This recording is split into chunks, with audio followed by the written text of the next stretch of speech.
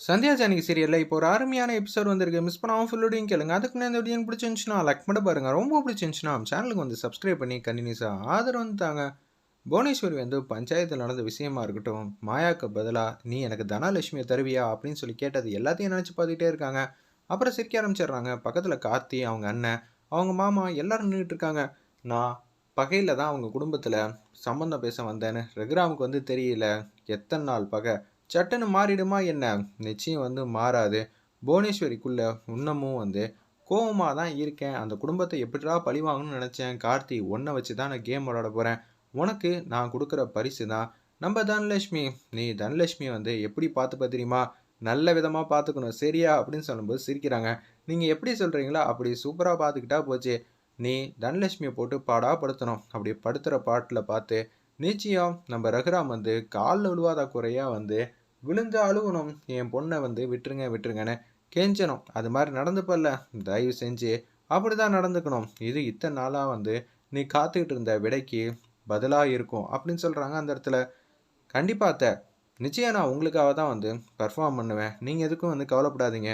நம்ம அவ்வளோ அசிங்கத்தையும் அவமானத்தையும் பார்த்து வளர்ந்த பையன், உங்களுக்காக நான் நிற்பேன் அப்படின்னு சொல்கிறாங்க நம்ம கார்த்தி. வார்த்தைக்கு வார்த்தை அத்தை அத்தைன்னு சொல்லி கடைசியில் வந்து ரகுராம் பக்கமும் தனலட்சுமி பக்கமும் சாஞ்சிட மாட்டியே. என்னத்தை எப்படி பேசுறீங்க? கண்டிப்பாக வந்து நான் சாயலாம் மாட்டேன். நான் உங்கள் பக்கம் தான் நிற்பேங்கிற மாதிரி அதிரடியாக வந்து பேசிகிட்டு இருக்காங்க. ஒரு பக்கம் மாயாவும் சீனும் தனலட்சுமி கிட்ட வந்து பேசுகிறாங்க. நீ ஆசைப்பட்ட மாதிரியே வந்து உன் வாழ்க்கை வந்து அமைஞ்சிருச்சு. இதில் என்ன சர்ப்ரைஸ்னு பார்த்தீங்கன்னா, நீ லவ் பண்ணுற பையனை தான் உன்னை பார்த்து பேசி முடிச்சிருக்காங்க. இது எவ்வளோ பெரிய அதிர்ஷ்டம் தெரியுமா? ஆமா இல்ல, இது எல்லாம் கனவுல கூட நினச்சி பார்க்காத விஷயந்தான் என் வாழ்க்கையில் வந்து நடந்திருக்கு. நான் ரொம்ப அதிர்ஷ்டசாலிங்கிற மாதிரி தான் யோசிக்கிறாங்க தனலட்சுமி அந்த இடத்துல. அப்பன்னு பார்த்து நீ எப்படி வந்து காதலிச்ச?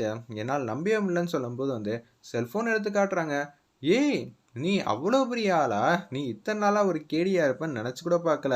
நாங்கள் 2 பேரும் வந்து மாசக்கணக்கில் வந்து இந்த ஃபோன் மூலியமா தான் வந்து லவ் பண்ணிக்கிட்டு இருந்தோம் தெரியுமா? அப்படின்னு சொல்லி அன்பா பாசமா வந்து சொல்றாங்க அந்த இடத்துல. ஓ! எத்தன நாளா நடந்துகிட்டு இருக்கு தெரியுமா? அப்படின்னு சொல்லி சந்தோஷமா பேசிட்டு இருக்காங்க. அப்பன்னு பார்த்து கார்த்திகிட்டேருந்து ஃபோன் வருது. சரி, சரி. நீங்க வந்து லவ்வ கன்டின்யூ பண்ணுங்க. நாங்க வந்து போறோம். மாயா, வா மாயா. மொட்டை மாடியில உன்கிட்ட பேச வேண்டியது இருக்குன்னு அவங்க 2 பேரும் வந்து மாடிக்கு வந்து போயிட்டுருக்காங்க. நம்ம மாயாவும், சீனுவும், "கார்த்தி, சொல்லுங்க கார்த்தி. நான் உங்க மேல செம கோவத்துல இருக்கேன்." "ஏன் தனா என் மேல கோவத்துல இருக்க? நான் என்ன பண்ணேன்?" அப்படின்னு சொல்லி கேட்குறாங்க. "நீங்க தான் எங்க வீட்டுக்கு மாப்பிள்ளையா வரப்போறீங்கன்னு உங்களுக்கு முன்கூட்டியே தெரியும். அப்படி இருக்க சிச்சுவேஷன்ல என்னை ஏமாத்திட்டீங்களே." "நான் என்னம்மா உன்னை ஏமாத்துனேன்? நான்லாம் உன்னை ஏமாத்தவே இல்ல. நீயா வந்து தப்பு கணக்கு பண்ணாத. நான் உன்னை சின்சியரா வந்து லவ் பண்றேன்னு சொல்லி சும்மா ஐஸ் வச்சு பேசிட்டு இருக்காங்க." அந்த இடத்துல நம்ம கார்த்தி, "இல்ல. நான் உங்க மேல கோவமா தான் இருக்கேன். அதனால எங்க வீட்லலாம் ரொம்பவே ஸ்ட்ரிக்ட்டு. நிச்சயம் வந்து உங்ககிட்டலாம் பேசவே கூடாதுன்னு தான் சொல்லுவாங்க. கட்டிக்க போறவங்கிட்ட பேசக்கூடாதுன்னு சொல்றதுக்கு யாருக்கும் வந்து உரிமையே கிடையாது. நம்ப வந்து பேசி புரிஞ்சுக்கலாம். சரியா? இதுல எந்த விதத்திலும் தப்பே இல்ல. நீங்க ஏதாவது சொல்லுவீங்க. பதிலுக்கு என்னாலலாம் எதுவும் பண்ண முடியாது. ஃபோன வைங்கன்னு சொல்லி அந்த இடத்துல வந்து கார்த்திய திட்டி ஃபோன வைக்கிறாங்க. நம்ம தானா திட்டி முடிச்சுட்டு ரொம்பவே சந்தோஷப்பட்டு, வெட்கப்பட்டு சிரிக்கிறாங்க அந்த இடத்துல நம்ம தனலட்சுமி. அப்போன்னு பார்த்து பக்கத்துல வந்து அவங்க அண்ணன், ஒட்டுமொத்த குடும்பமும் இருக்காங்க கார்த்தி பக்கத்துல.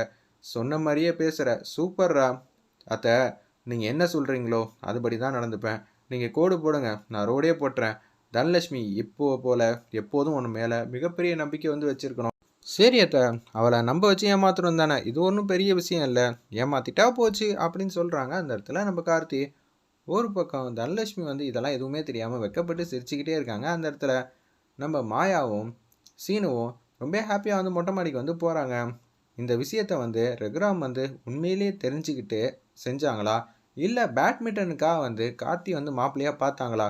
கார்த்தி வந்து சுத்தமா வந்து புடிக்கவே புடிக்காது. நம்ப ரகுராமுக்கு. அப்படி இருக்க சூழ்நிலையில கார்த்தியே வந்து வீட்டு மாப்பிள்ளையா வந்து ஆயிக்கிறாங்கன்னா, ரகுராம் மனசு ரொம்பவே பெருசு. நம்ம தான் இத்தன நாளா வந்து ரகுராம் வந்து ஸ்ட்ரிக்ட் ஆஃபீசர்ன்னு நெனச்சுக்கிட்டு இருக்கோம். பசங்களுக்கு என்ன எதிர்காலம் புடிச்சிருக்கோ, அதுதான் செஞ்சு தர்றதுல அவங்களும் ஆர்வமா இருக்காங்க. இது தெரியாமயே போச்சே! இத்தன நாளா இந்த விஷயத்த வந்து தெரிஞ்சிருந்தா, நம்ம காதல முன்கூட்டியே வந்து சொல்லியிருக்கலாம். நானும் ஒரு நல்ல சந்தர்ப்பத்துக்காக தான் வெயிட் பண்ணிட்டு இருக்கேன். தனலட்சுமி மாரி நம்ம காதலையும் ஏத்துப்பாங்க. எனக்கு முழு நம்பிக்கை இருக்கு. ஏய்! என்னடா நெனச்சுக்கிட்டு இருக்க? தனலட்சுமி வாழ்க்கையில எந்த பிரச்சனையும் இல்ல.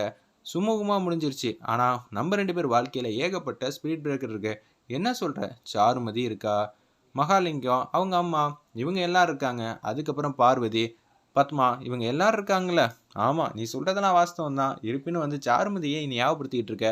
ஏன்டா நீ தான் உங்கள் மாமா கிட்ட எதுவுமே வந்து சொல்ல மாட்டேங்கிற, கேட்டா கணக்கு வழக்கு போய் சொல்லிக்கிட்டு இருக்க, நீ வேற பக்கம் போகிற மாதிரி தான் தெரியுற. ஏய் எதை பற்றி சொல்கிற, நான் எதை பற்றியும் யோசிக்கவே இல்லை, கூடிய சீக்கிரம் நமக்கும் கல்யாணம் நடக்கும் தான் நினச்சேன், ஆனால் நீ எதை பற்றியோன்னு சொல்லி என் மனசுக்குள்ளே இப்போ தான் வந்து ஆசையை வந்து வளர்க்குறேன்னு சொல்லி என்னடா ரொமான்ஸ் பண்ண ஆரம்பிச்சிருவிய உடனே. அப்படிலாம் இல்லை மாயா, நீ சொன்னதுக்கப்புறமும் நான் அமைதியாக இருந்தேன்னா அது அழகு இல்லையே அப்படின்னு சொல்லி கிண்டல் பண்ணுறாங்க அந்த இடத்துல. உன்னை நிச்சயம் யாருக்காகவும் எதுக்காகவும் நான் விட்டு கொடுக்க வாய்ப்பே இல்லைங்கிற மாதிரி தான் அதிரடியாக வந்து பேசுகிறாங்க. உடனே ஓடி வந்து கட்டி பிடிக்கிறாங்க நம்ம மாயாவும் சீனுவும். இந்த இடத்துல வந்து நம்ம ஜானிக்கு வந்து ஆப்போசிட்டில் வந்து பார்த்துக்கிட்டே இருக்காங்க. அட பாவீங்களா, வீட்டில் என்ன நடக்குது, இவங்க என்ன பண்ணிக்கிட்டு இருக்காங்க, இவங்களோட காதலுக்கு அளவே இல்லாமல் போச்சு. அப்போனா சாரு வந்து ஏற்ற ஜோடியாக சீனுக்கு இருக்கவே முடியாது. அவங்க 2 பேரும் கல்யாணம் பண்ணி வைக்கிறது டோட்டல் வேஸ்ட் தான். நம்ம குடும்பத்தோட நிம்மதி தான் போகும். இதுவே சாருக்கு வந்து சீனுக்கும் நிச்சயதார்த்தம் பண்ணாமல் இருந்திருந்தா இவங்க கல்யாணத்தை ஜாம் ஜாம் நானே நடத்தி வச்சிருப்பேன். என்ன பத்மாவை மட்டும் சமாளிக்கிற மாதிரி சுச்சுவேஷன் வந்திருக்கும். அதுவும் ஈஸி தான் ரகுராம் சொல்லியிருந்தா. இப்போ என்ன பண்ண போகிறோன்னு தெரிலையே அப்படின்னு சொல்லிட்டு இருக்கப்ப இந்த விஷயத்த நம்ம ரகுராம் கிட்டேயே சொல்லிடலாம்னு சொல்லிட்டு தைரியமாக கொடுக்குன்னு வந்து ரகுராம் கிட்டே எல்லா உண்மையும் சொல்லிடலாம்னு சொல்லிட்டு வராங்க. அதுக்கு முன்னாடி எனக்கு ஒரு சந்தேகம். தனலட்சுமியை பற்றி கேட்டுட்டு அதுக்கப்புறம் மாயா பற்றி பேசலாம் அப்படின்னு சொல்லிட்டு, ஏங்க தனலட்சுமிக்கு இப்படி ஒரு விஷயம்லாம் பண்ணீங்க, இதை தான் நான் கீழே வந்து பதில் சொன்னேனே. சரிங்க, தனலட்சுமி வாழ்க்கையில் ஒரு முடிவு எடுத்துட்டீங்க, ஆனால் மாயா வாழ்க்கையில் ஏன் உங்களால் முடிவு எடுக்க முடியல? தனலட்சுமி நம்ம பெத்த பொண்ணு, இன்னொன்று மாயாவும் நம்ம கௌரவத்தை வந்து எப்போதும் வந்து விட்டு கொடுக்க மாட்டா. அவள் குட்டி ரகுராமா தான் எல்லா இடத்துலையும் இருந்திருக்கா. அதில் எனக்கு சந்தேகமே இல்லை. மாயா வந்து எப்போதும் நம்ம குடும்பத்துக்காக ஆதரவாக தான் இருக்கா. ஆனால் அதுக்குன்னு எல்லா முடிவையும் அவன் மேலே வந்து நம்ம முடிவெடுக்கக்கூடாதுல்ல. ஏன்னா நிச்சயம் புவனேஸ்வர் வீட்டுக்கு மருமகளாக போகிறது நம்ம மாயாவுக்கு வந்து பிடிக்கவே இல்லை. அவள் கண்ணிலேயே நான் வந்து படித்து தெரிஞ்சுக்கிட்டேன் அவன் மனசை. அப்படி இருக்க சுச்சுவேஷனில் அதனால தான் கிஷோர் வந்து எதுவாக இருந்தாலும் முடிவெடுக்கட்டும் நான் வந்து சொன்னேன். புரிஞ்சிச்சா? சரிங்க, தனலட்சுமிக்கு ஒரு நல்ல எதிர்காலம் அமைச்சு கொடுத்தாச்சு. அவன் வயசில் இருக்க மாயாக்கும் நம்ம அமைச்சு கொடுக்கணுமா இல்லையா? ஆல்ரெடி சாரு வேற இருக்கா லைனில் அப்படின்னு சொல்கிறாங்க. என்ன சொல்கிற, சாரு வேற இருக்கா, நம்ம மாயாவுக்கு நல்ல வாழ்க்கையாக நம்ம முடிவு எடுக்கணுமா? நீ என்ன சொல்கிற ஜானகி, வேற எதுவும் பிரச்சனையா அப்படின்னு சொல்லி கேட்குறாங்க நம்ம ரகுராம். அப்படியெல்லாம் இல்லைங்க, மாயாவுக்கும் நான் நல்லபடியாக அமைச்சு தரணும்ல. எனக்கு என்ன ஒரு விஷயம்னா சங்கடமாக இருக்குன்னா, தனலட்சுமி நம்ம கூட போட்டால் அதை தாண்டி போக மாட்டா. ஆனால் மாயா அப்படியெல்லாம் இல்லை. எது சரி எது தப்புன்னு ரகுராமுக்கே பாடம் எடுக்கிறவ மாயா. அந்த அளவுக்கு தைரியமான பொண்ணு. அவளை பற்றி நான் எதுவும் தப்பாக சொல்ல. இருப்பினும் நம்ம எல்லா விஷயத்தையும் வந்து அப்படியே வந்து மூடி மறைச்செல்லாம் இருக்கக்கூடாது. நம்ம பார்த்துக்கலாம், அவள் வாழ்க்கையில் என்ன நடக்க போகுதுன்னு சுவாரஸ்யமாக எப்போதும் இருந்துக்கிட்டே இருக்குன்னு ரகுராம் சொல்லிட்டு அப்படியே தூங்க ஆரம்பிச்சிடுறாங்க. அடுத்த நாள் காலையில் பொழுது வந்து விடியுது. சாமி ரூமில் வந்து சாமி கும்பிட்றாங்க. ரகுராம் இது மாதிரி சொல்கிறாங்க, மாயா மேலே மிகப்பெரிய நம்பிக்கை வச்சுருக்காங்க. ஆனால் சீனுவும் மாயாவும் லவ் பண்ணுறாங்க. இதில் சாரு வேற இந்த பக்கம் நிற்கிறா. என்ன நடக்க போகுதுன்னு தெரியவே இல்லையே. கடவுளே, நீங்கள் தான் வந்து எதுவாக இருந்தாலும் நல்ல முடிவாக வந்து காட்டணுங்கிற மாதிரி சாமிக்கிட்ட வந்து கும்பிட்டுட்டு இருக்காங்க. அந்த இடத்துல நம்ம ஜானகியம்மா மாயாவோட அப்பா கிஷோர் வந்து கோயிலில் வந்து சந்திக்கிறாங்க. யதார்த்தமா நான் வந்து மாயாவோட கல்யாணத்தை பற்றி பேசலாம் தான் வந்திருக்கேன். ஏன்னா தனலட்சுமிக்கு வந்து ஆல்ரெடி வந்து பேசி முடிச்சாச்சு. கல்யாண ஏற்பாடு ஜாம் ஜாம் நடக்க போகுது. சீனுக்கும் கல்யாணம் நடக்க போகுது. 3 கல்யாணத்தையும் நல்லபடியாக நடத்தி வைக்கணும் தான் நான் இங்கே வந்திருக்கேன் அப்படின்னு சொல்கிறாங்க. அந்த இடத்துல கிஷோர் வெயிட் பண்ணி பார்ப்போம். இதை கேட்டோன்னு வந்து பேரதிர்ச்சியாகி நிற்கிறாங்க நம்ம ஜானகியம்மா. அப்போனா இவங்களுக்கு எல்லா விஷயமும் தெரிஞ்சு தான் வந்திருக்காங்களா அப்படின்னு சொல்லி யோசிக்கிறாங்க அந்த இடத்துல ஜானகியம்மா.